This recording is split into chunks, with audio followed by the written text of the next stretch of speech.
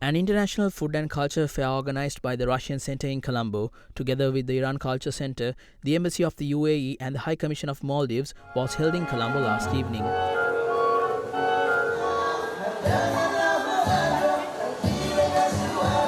Addressing the media present at the event, Deputy Chief of Mission of the Iranian Embassy in Sri Lanka commented on the Memorandum of Understanding signed between Sri Lanka and Iran, under which Sri Lanka will be bartering tea to Iran next month in lieu of $250 million owed for oil. The barter was agreed in 2021 for oil imported in 2012. However, the exchange was delayed due to the economic crisis which struck the island last year.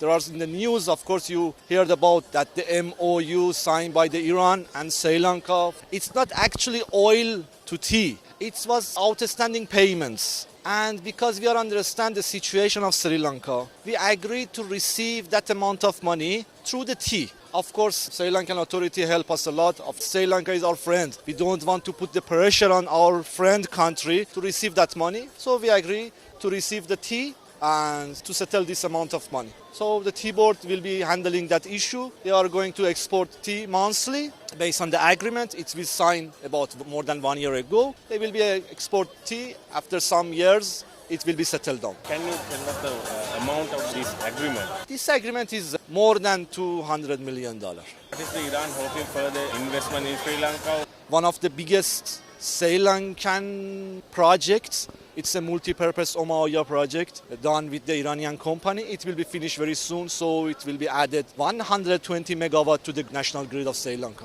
And further investment you discuss with the government? I hope in the near future the economic relation between two countries will be sharply increased, especially after they implement that MOU. We heard both countries have agreed to start the flights between two countries few years ago, but it never happened. It was some years ago, but because the COVID situation, both countries we couldn't implement it. We are working on that because during some months ago, Iranian tourism was one of the biggest tourism to the tourists to Sri Lanka. But I hope not this year, but next year I hope we can start it.